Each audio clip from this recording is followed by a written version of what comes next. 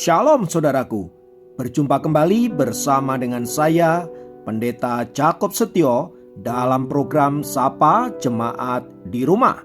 Mari kita masuk dalam hadirat Tuhan, kita berdoa, mohon penyertaan dan berkat Allah dicurahkan atas kita. Bapa, kami menyerahkan waktu renungan firman Tuhan kali ini ke dalam tangan kasih-Mu. Mohon hikmat-Mu, mohon pencerahan daripadamu. Biarlah kami mengerti akan kehendak-Mu, supaya sepanjang hari ini menjadi hari yang diberkati, di mana kami boleh hidup seturut dengan kehendak-Mu. Berfirmanlah Tuhan, kami siap diberkati. Di dalam nama Yesus kami berdoa dan bersyukur kepadamu. Haleluya, amin. Firman Tuhan kali ini saya ambil dari Kejadian pasal yang kedua ayat yang ke-17. Kejadian pasal yang kedua ayat ke-17 berkata, "Tetapi pohon pengetahuan tentang yang baik dan yang jahat itu janganlah kau makan buahnya, sebab pada hari engkau memakannya pastilah engkau mati." Saudara-saudara, beberapa waktu yang lampau saya pernah memakamkan dua orang sekaligus. Dia adalah kakak beradik yang mengalami kecelakaan di dalam sebuah perjalanan. Dan orang tua dari kedua anak ini sangat terpukul atas kejadian itu dan berkali-kali bertanya, "Mengapa Tuhan lakukan ini pada kami?" Dan dia bertanya, "Mengapa Tuhan menciptakan kematian? Mengapa anak saya diambil?" Saudaraku yang dikasihi Kristus, saudara-saudara, saya sempat merenung untuk beberapa lama atas pertanyaan daripada orang tua ini. Benarkah Allah yang menciptakan kematian atas manusia? Kalau kita menyimak firman Tuhan yang baru saja kita baca tadi, jelas bahwa kematian itu tidak pernah diinginkan oleh Allah dan Allah tidak pernah menciptakannya. Kematian adalah akibat dari keberdosaan manusia dan itu adalah pilihan manusia itu sendiri. Karena dari awal Allah telah berkata, "Pada waktu engkau memakan buah dari pohon pengetahuan yang baik dan yang jahat itu, pastilah engkau mati." Dengan kata lain saudaraku, kalau manusia mentaati Allah, maka mereka tidak akan pernah mengalami kematian. Tetapi karena manusia tidak mentaati Allah dan memilih keinginannya sendiri, sekalipun mereka tahu bahwa akibat dari tindakannya itu adalah kematian, manusia toh melakukannya. Mereka memilih berdosa dan memilih sendiri akibat daripada dosa itu, yaitu kematian. Jadi saudaraku, kematian adalah pilihan manusia itu sendiri. Nah, sekarang pertanyaannya adalah, bila kematian itu tiba, apa yang akan terjadi terhadap hidup kita? Saudaraku yang dikasihi oleh Kristus, kata kematian dalam bahasa Ibrani digunakan kata mut, yang berarti terpisah dari Allah, hidup dalam kegelapan, hidup jauh dari berkat-berkat Allah, tidak ada sukacita, dan lain sebagainya. Yang semua mengisyaratkan tentang keadaan yang penuh dengan penderitaan. Tetapi yang paling mengerikan dari kata kematian itu adalah terpisah dari Allah untuk selama-lamanya. Dan itulah yang namanya kematian abadi, saudaraku. Nah, saudara yang dikasihi Kristus, untuk masalah kematian abadi ini, saudara-saudara, manusia tidak punya jalan keluar untuk mengatasinya. Itulah sebabnya manusia berusaha untuk mendekati Allah dengan agama, dengan praktek-praktek agama, dengan kebajikan-kebajikan, dengan berbagai-bagai filsafat, dengan berbagai-bagai amalan-amalan dengan tujuan agar Allah berbelas kasih kepada dirinya. Saudaraku dikasihi Kristus, apakah itu mungkin dilakukan oleh manusia untuk mempengaruhi Allah agar Allah membawa mereka keluar dari kematian dan menuju kepada kehidupan? Jawabannya tidak. Mengapa? Karena sekali lagi firman Tuhan katakan akibat pilihan manusia itu manusia mati. Jadi saudaraku dikasihi Tuhan, pada hakikatnya kita adalah mati secara rohani, terpisah dari Allah. Dan upaya apapun yang kita lakukan agar kita mencapai Allah tidak akan pernah bisa mengubah keadaan kita itu. Namun saudara-saudara, Allah dengan kasih-Nya kemudian datang ke tengah dunia ini untuk menolong kita semua melalui Yesus Kristus, agar ketika kita percaya kepadanya, kita memperoleh kehidupan yang abadi dan bukan kematian yang abadi. Dan oleh darah dan kematiannya, kita diperdamaikan dengan Allah. Dengan kata lain, yang tadinya kita terpisah dari Allah, sekarang kita bisa bersekutu kembali. Haleluya. Dan karena hal itulah saudaraku, maka kematian itu sudah dikalahkan oleh Yesus di atas kayu salib. Oleh sebab itu, setiap orang yang percaya kepada Kristus, dia tidak akan mengalami kematian untuk selama-lamanya, melainkan hidup yang kekal. Dengan kata lain, saudara-saudara, kematian fisik itu hanyalah keterpisahan kita dari nyawa kita.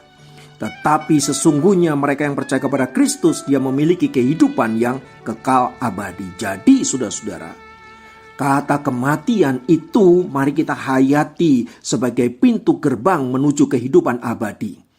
Kalau berbicara fisik, memang fisik manusia pasti akan mengalami kematian dan kehancuran.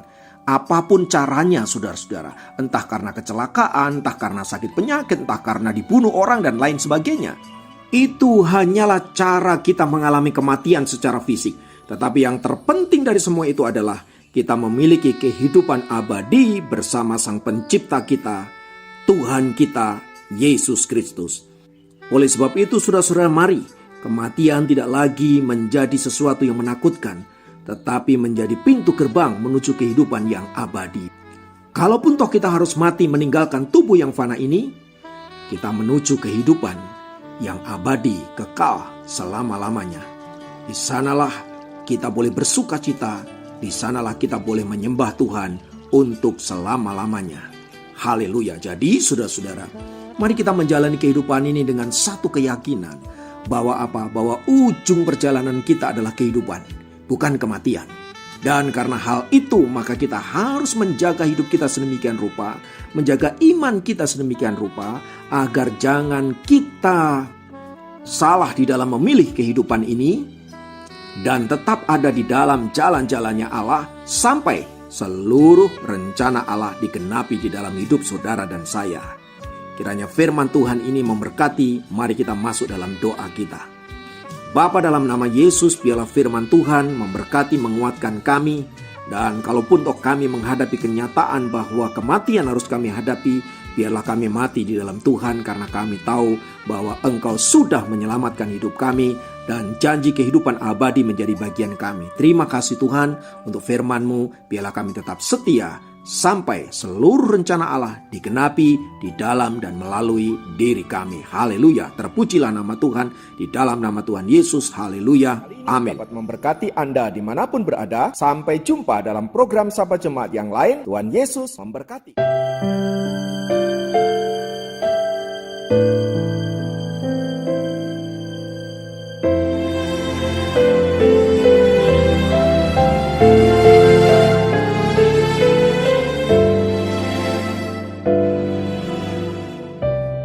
Kasih setiamu yang ku rasakan lebih tinggi dari langit biru. Kebaikanmu yang telah kau nyatakan lebih dalam dari lautan. Berkat-Mu yang telah ku terima sempat membuatku terpesona. Apa yang tak pernah ku pikirkan, itu yang kau sediakan bagiku. Siapakah aku ini, Tuhan? Jadi biji mata-Mu. Dengan apakah ku balas Tuhan, selain puji dan sembahkan?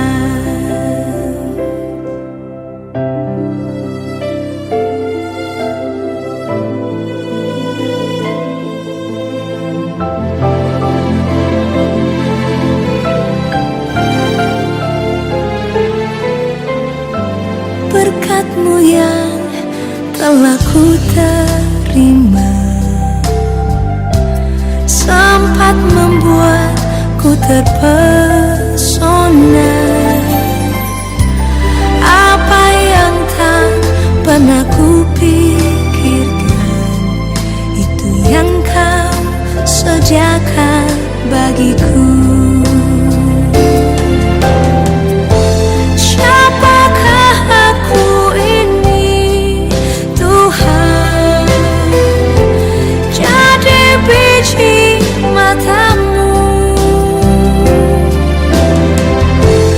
Dengan apakah ku balas, Tuhan, selain puji dan sembahkan? Siapakah aku ini, Tuhan? Jadi biji matamu. Dengan apakah ku balas, Tuhan, selain puji dan sembahkan?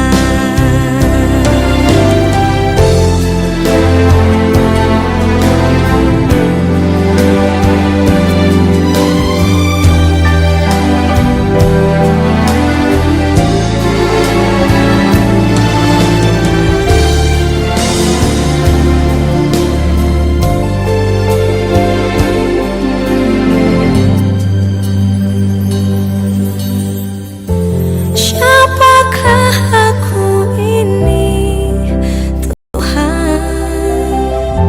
Jadi biji matamu. Dengan apakah ku balas, Tuhan, selain puji dan sembahkan?